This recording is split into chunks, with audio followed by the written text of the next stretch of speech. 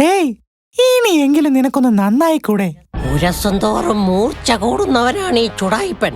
എന്നെ ഇടിച്ച് ഈ പരുവത്തിലാക്കിയ ഒരുത്തനെയും ഞാൻ വെറുതെ വിടില്ല. പിന്നെ ആ കിളവൻ വൈദ്യരെ, ആ ഓടംകൊല്ലിയെ ഞാനിപ്പോ വെറുതെ വിട്ടിരിക്കുന്നു. അതെന്താ? ആദ്യം ആ കിളവനിട്ടല്ലേ കൊടുക്കേണ്ടത്. അവന്റെ ഒരു ഒലക്കേമല കഷായം, അവിടെയുള്ള എല്ലാ കൊനിഷ്ഠ കഷായങ്ങളും അവനെ കൊണ്ട് തന്നെ കഴിപ്പിക്കണം. അതല്ലേ ആശാനെ മാസ്. കുഴിയിലേക്ക് കാലം നീട്ടിയിരിക്കുന്ന അവനോട് പകരം ചോദിക്കാൻ ഞാനില്ല. അങ്ങേര് തട്ടിപ്പോയാൽ ഞാൻ കാട്ടുതടവറയിലാകില്ലേ? നിന്റെയൊക്കെ ഡയലോഗ് അടി മാത്രമല്ലേ ഉള്ളൂ.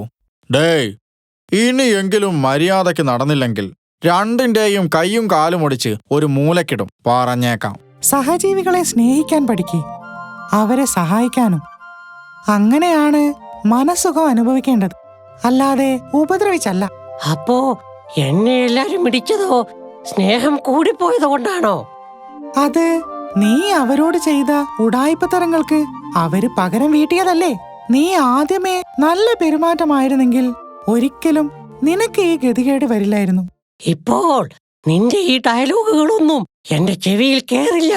അല്ലേലും നിന്നോടൊന്നും പറഞ്ഞിട്ട് ഒരു കാര്യവുമില്ല. ആശാൻ വാ, നമുക്ക് കുറച്ച് ഒറ്റയ്ക്കിരുന്ന് സംസാരിക്കാം. എടാ പീറകളെ, എന്റെ ആശാന്റെ ദേഹത്ത് തൊട്ട എല്ലാത്തിനോടും പകരം ചോദിക്കാതെ എന്റെ കാലിലെ ഈ ഷൂ ഞാനിനി ഇടില്ല.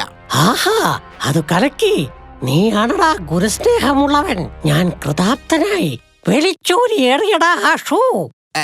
അത് പിന്നെ ആശാനെ, അത് അല്ലെങ്കിൽ ഈ ഷൂ അത് നമ്മളോട് എന്ത് തെറ്റാ ചെയ്തേ? ഞാനൊരു ആവേശത്ത് പറഞ്ഞതല്ലേ. അയ്യോ, മേലാസകലം വേദനയാകുന്നല്ലോ. എന്തായാലും നീ എന്റെ ശിഷ്യനാണേലും ഇടി കിട്ടാതെ ഒപ്പിക്കാൻ നീ മിടുക്കനാണ്. അത് ഞാൻ ചെയ്യുന്നതല്ല ആശാനെ. ആശാന് ശനിയും എനിക്ക് ശുക്രനുമാണിപ്പോൾ. കാട്ടു ജോത്സ്യൻ പറഞ്ഞത് മറന്നോ? ആ ശനിയെ എന്റെ കയ്യിൽ കിട്ടിയാൽ അടിച്ചവന്റെ മോന്തയുടെ ഷേപ്പ് ഞാൻ മാറ്റും. നിന്റെ ഓടംകൊല്ലിത്തരവും ഉടായ്പകളും നിന്നോടൊപ്പമുള്ള കാലത്തോളം ശനിയും ഉണ്ടാവും.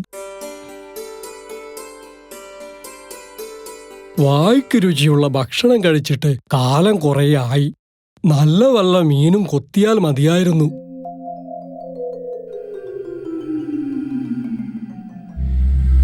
ഇതേത് പൊട്ടനാ ഇങ്ങനെ ഇരയെ വെക്കാതെ ചൂണ്ടയിടുന്നേ?